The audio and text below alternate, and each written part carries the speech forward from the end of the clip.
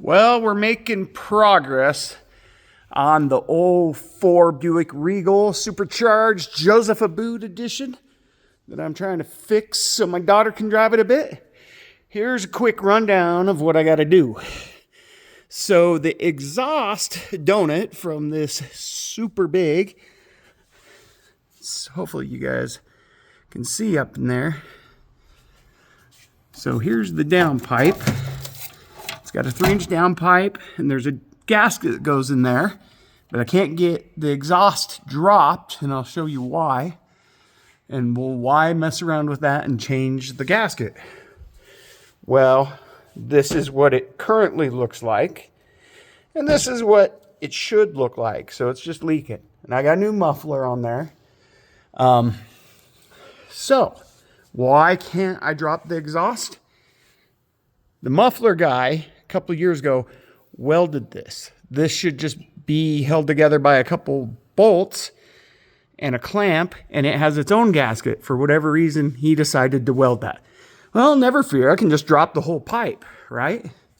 Because I've undone the hangers all the way down, down, right? Not a problem. Brand new muffler that's not been punched through. But look at that. Look at this last hanger. It's bent down right there. How am I supposed to get that out without taking the pipe out in two pieces? So I cut the pipe, or I'm going to have to cut this hanger right here. If I cut the hanger,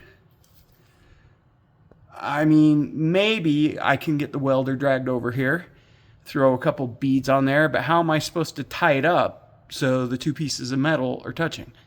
I don't know. It's a problem. So the next thing I'm going to do is, the reason I want to drop the exhaust is the power steering lines. Look at this crazy thing. Power steering line. It's just leaking. It's leaked every bit of power steering fluid out. And that's where the lines are. So apparently if you have a 3-inch downpipe and you modify these cars with that downpipe, you really can't get a wrench in. So at least it's out of the way. Maybe I can get it. Maybe I can't.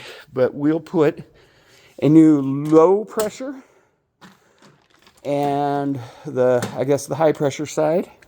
Put that on. And then next on the agenda is the supercharger has a small pulley. That's how you modify these.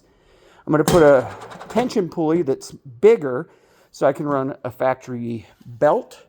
So I don't have to go to one speed shop back, 6 states away and wait for it if it breaks.